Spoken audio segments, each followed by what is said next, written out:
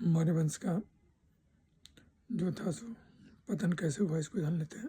सम्राट अशोक का जो उत्तराधिकारी था उसका पोता दशरथ मौर्य। दशरथ मौर्य ने लगभग 232 ईसा पूर्व में मौर्य साम्राज्य पर शासन संभाला। दशरथ ने अशोक की जो नीति थी उसी नीति को आगे बढ़ाया और साम्राज्य के पूर्वी हिस्सों पर शासन किया। क्योंकि केंद्रीय प्राधिकरण कमजोर होने लगा तो उसके परिणाम स्वरूप सम्राट अशोक के जो उत्तराधिकारी पर विवाद रहा। Why is there is a controversy over the successor of empire Ashoka. हालांकि अशोका के पुत्र कुणाल को संभावित उत्तराधिकारी माना जाता है, पर ऐतिहासिक स्रोतों के संकेत मिलते हैं कि दशरथ ने ही मौर्य साम्राज्य पर शासन किया था। वायु पुराण के वृत्तांतों से ज्ञात होता है कि कुणाल ने 8 वर्ष तक शासन किया। मौर्य वंश का अंतिम शासक जो था वो was the last ruler of the Mauryan dynasty.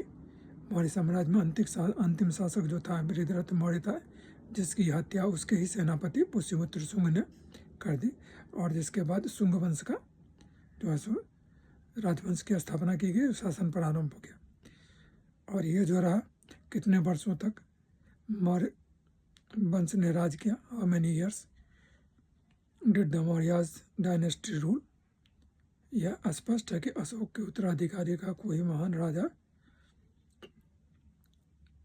नहीं थे। अशोक की मृत्यु के आधी शताब्दी से भी कम समय के भीतर लगभग 185 ईस्वी पूर्व में बृहद्रथ की मृत्यु के साथ मौर्य वंश का अंत हो गया। चंद्रगुप्त मौर्य द्वारा मौर्य वंश की नींव रखने के बाद मौर्य के शासन की कुल अवधि 137 वर्ष तक चली। मतलब इन लोगों ने 137 वर्ष तक जो है राज्य किया। मौर्य वंश में कुल कितने शासक हुए, how many king ruled the Mauryan empire. तो इसका आंसर ये है, जो मौर्य वंश में कुल 10 राजा हुए, जिसमें सबसे प्रमुख चंद्रगुप्त मौर्य, बिंदुसार और अशोक थे। चंद्रगुप्त मौर्य के कंट्रीब्यूशन ये था जो संस्थापक था, बिंदुसार उसके उत्तराधिकारी थे और सम्राट अशोक जो हुए महान शासक हुए। इस वंश के सबसे जो प्रमुख शासक हुए उसमें मौर्य वंश का इतिहास क्या है। The rise of the Mauryan empire.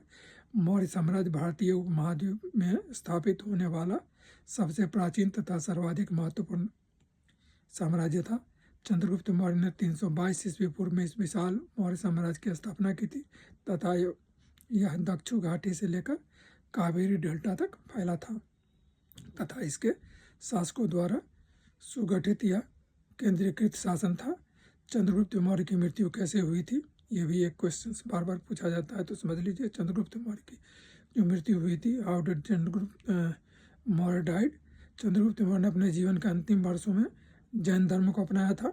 प्रारंभ में हिंदू धर्म के अनुयायी थे, लेकिन बाद में उन्होंने गुरु भद्रबाहु के प्रभाव में आकर जैन धर्म को स्वीकार कर लिया। उन्होंने अपना सिंहासन त्याग दिया और कर्नाटका के श्रवणबेलगोला में अपना शेष जीवन जैन परंपरा के हिसाब से तपस्या में बिताया, जहाँ उन्होंने उपवास, ठीक है ना, संलेखना कहलाता है, के माध्यम से अपने प्राण का त्याग किया।